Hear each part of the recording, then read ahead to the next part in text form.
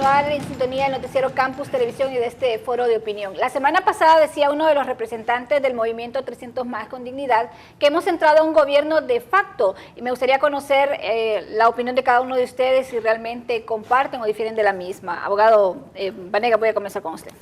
Bueno, más que un gobierno de facto, diríamos nosotros que cuando se emite el 22 de abril del 2015 una sentencia al margen del estamento jurídico del Estado, se rompe el orden constitucional. Y más allá cuando un ministerio público avala también esa resolución y se consuma prácticamente, hay funcionarios públicos que han venido consumando e incurriendo en la comisión del delito de traición a la patria, que es imprescriptible. Lo último fue con la resolución del Tribunal Supremo Electoral, en el cual da por hecho, o de derecho diríamos nosotros, la inscripción del ciudadano presidente violentando la Constitución de la República, la cual no pierde vigencia. A eso hay que repetirlo a la ciudadanía porque la Constitución no ha perdido su vigencia. Falta de que la ciudadanía misma salga a defender la vigencia de la misma. Entonces, el orden constitucional, nos dicen en primera instancia la Constitución, el periodo de gobierno, 4 años, y ahora el ciudadano quiere estar 8 años. Y no nos vaya a extrañar que en 8 años o en 7 años más diga que no es suficiente y que requiere otro mandato constitucional. Eso es lo que nosotros debemos estar ahorita vigilantes. En segundo lugar, el tema de la reelección, que ahora quieren llevarlo también al Congreso Nacional, una duda que estaba aquí previo al aire, es precisamente el Congreso Nacional no tiene la atribución de regular algo inexistente y debemos partir de que la sentencia del 22 de abril es desde todo punto de vista ilegal. Y los actos ilegales, o sea, al margen de la Constitución y las leyes, son nulos de pleno derecho. Desafortunadamente no tenemos un poder judicial totalmente independiente que decrete esa nulidad.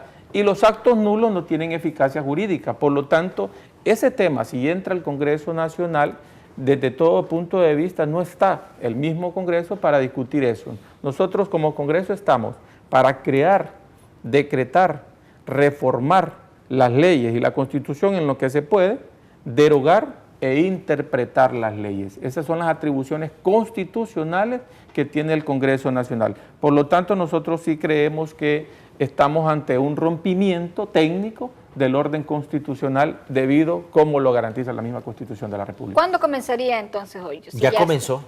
Es decir, una cuestión es que técnicamente se haya venido sistemáticamente por toda la institucionalidad del Estado de Honduras violando la Constitución de la República, pero ¿en qué momento hay ese derecho o esa violación constitucional se vuelve personalísima? En el momento en que fue inscrito el ciudadano presidente Juan Orlando Hernández en el Tribunal Superior Electoral y en ese momento que él acepta esa postulación, ese derecho general se vuelve derecho particular y derecho subjetivo. En el momento, la semana pasada, que él aceptó la inscripción, hubo un rompimiento técnico del orden constitucional, estamos en un estado de facto, en un estado que no está dentro de los cánones del elemento del Estado de Derecho. Fíjense que el primer elemento del Estado de Derecho es la vigencia de la Constitución de la República. En este momento, al haber aceptado la propuesta de ser candidato, se ha violentado la misma Constitución de la República, con la agravante que quien la ha violado primordialmente no es cualquier ciudadano de los 8 millones de los hondureños, sino el primer ciudadano del país, el presidente de la República, con lo cual éticamente el presidente sigue siendo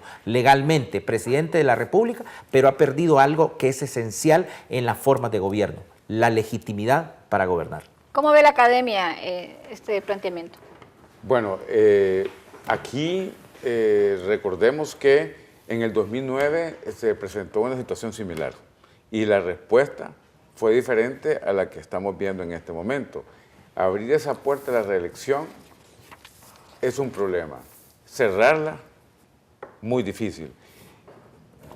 El partido de gobierno, diferentes voceros del partido de gobierno, independientemente de la situación en la que nos encontremos jurídicamente hablando en este momento, están solicitándole al Congreso Nacional de que se regule la reelección.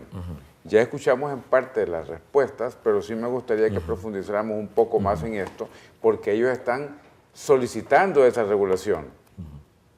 ¿Cuál es el objetivo? El objetivo es una trampa.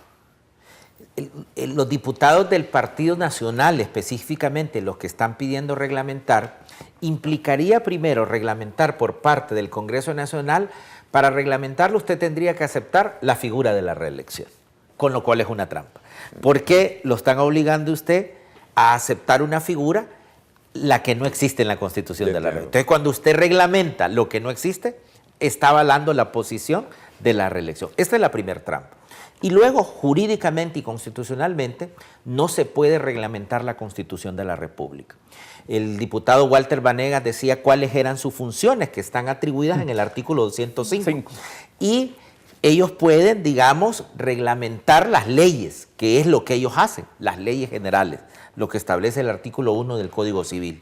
Pero la Constitución de la República, ciudadanos y ciudadanas de mi país, no se puede reglamentar. Hay un artículo inmodificable, un artículo pétreo que nosotros los constituyentes dijimos no se puede tocar. La forma de gobierno, la reelección presidencial es un artículo inmodificable. Ni la Corte Suprema de Justicia, ni el Poder Ejecutivo, ni el Presidente de la República puede reformar la Constitución. Y si le hemos prohibido reformar la Constitución, mucho menos le hemos aceptado y le hemos dicho que pueden reglamentar un artículo inmodificable.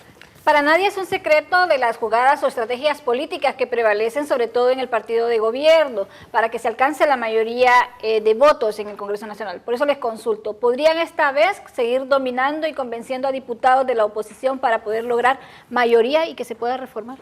Bueno, sin lugar a duda, como es un tema electoral, se requiere una mayoría calificada, como ser 86 votos. Y aquí, ampliando la respuesta a la pregunta del ingeniero Villanueva, ¿por qué llevarlo al Congreso Nacional? Bueno, precisamente porque quieren legitimar un acto ilegal, o darle por lo menos un rostro legal a algo ilegal. El Poder Ejecutivo está de acuerdo con el tema de la reelección.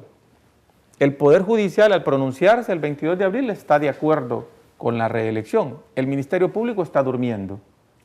Entonces, quieren llevarlo al Poder Legislativo bajo el argumento de regularlo, si por un periodo alterno o un periodo continuo, al Poder Legislativo. Pero el Poder Legislativo, los diputados que voten a favor de esa regulación, también incurrirán, al igual que estos otros funcionarios, en el delito de traición a la patria.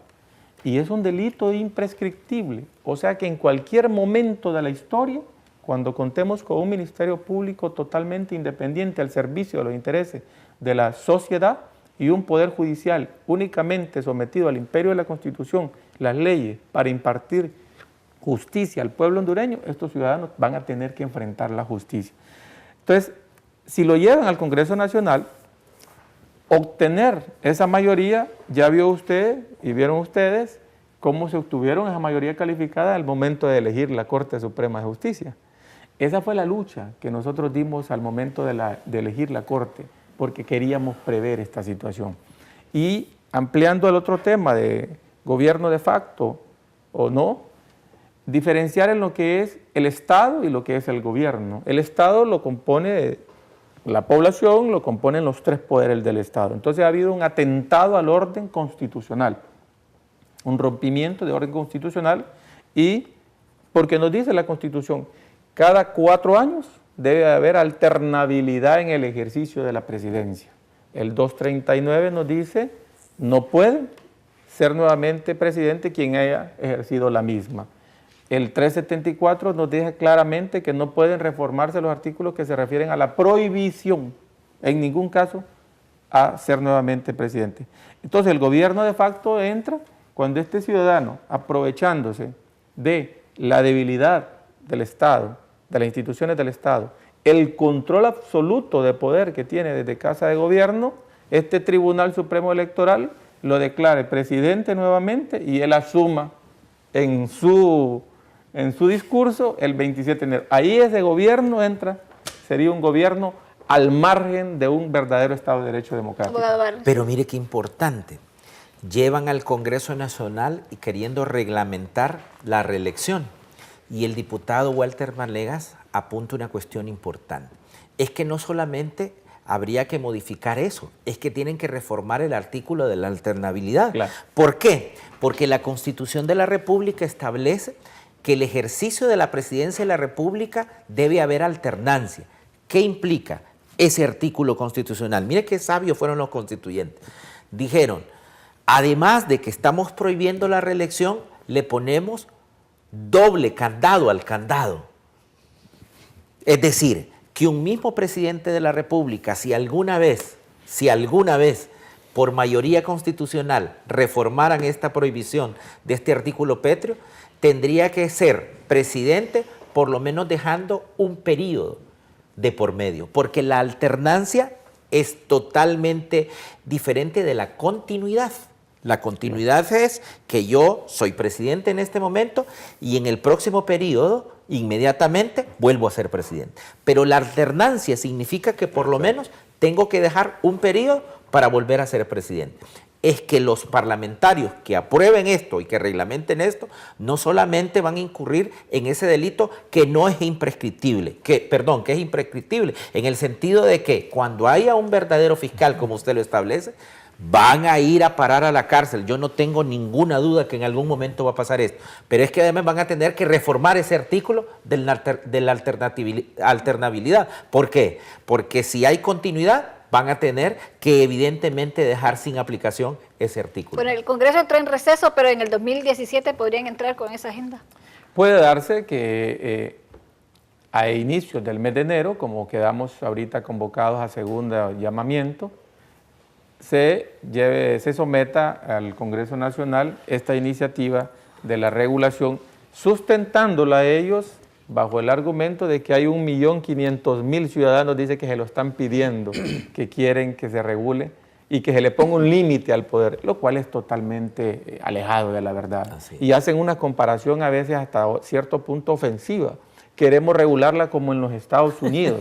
Entonces, ahí es donde hay una doble moral, donde no hay ética política, cuando estos ciudadanos, lo que en el 2009 decían que no, y se rasgaban ahí las vestiduras defendiendo que los artículos pétreos eran intocables, no podían reformarse, hoy dicen que sí. Entonces queremos, dicen, ponerle límite como en los Estados Unidos. Ahí es donde nosotros pedimos y exigimos, y tú, que estás al otro lado de esta Cámara, tienes el derecho de exigirle a nuestros gobernantes, a nuestro gobierno, que te den también educación pública, salud pública de calidad, como en los Estados Unidos. Queremos carreteras libres de peaje que nos garanticen la libre circulación contenida en el mismo Constitución de la República y en la Declaración Universal de Derechos Humanos, el artículo 13 de la Convención dice la libre circulación.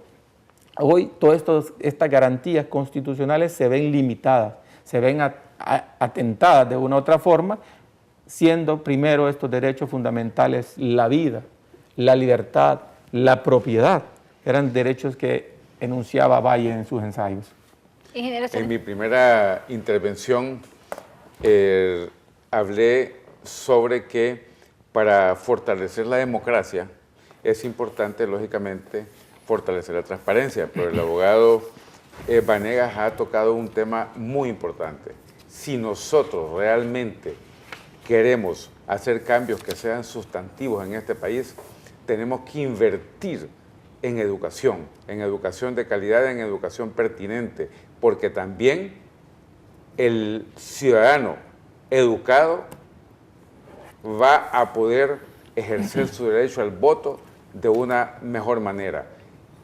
Con los porcentajes de analfabetismo funcional y otra serie de deficiencias que tenemos en Honduras, es muy difícil que nosotros incluso pretendamos convocar a un plebiscito o a un referéndum para que el soberano vote, porque este soberano, que es el pueblo, tiene limitaciones.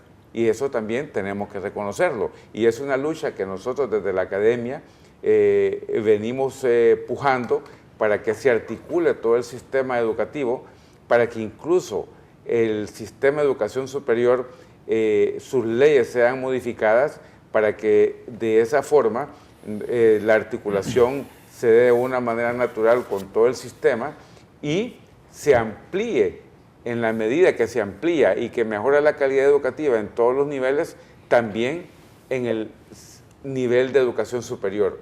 Porque si nosotros no tenemos un pueblo educado, es utópico pensar en que nosotros vamos a poder convocar a un plebiscito o a un referéndum y tener una respuesta que esté basada en un análisis adecuado de cada uno de los votantes. Muy interesante realmente todo este conversatorio que hemos tenido, pero debo de agradecerles a ustedes por haber acompañado a este foro al diputado por el departamento de Cortés del Partido Anticorrupción, Walter Vanegas, el abogado y representante del Partido Libertad y Refundación Libre, Ramón Barrios, y nuestro analista académico, Zenén Villanueva. Muchas gracias a cada uno de ustedes por siempre tener la disponibilidad para Campus Televisión.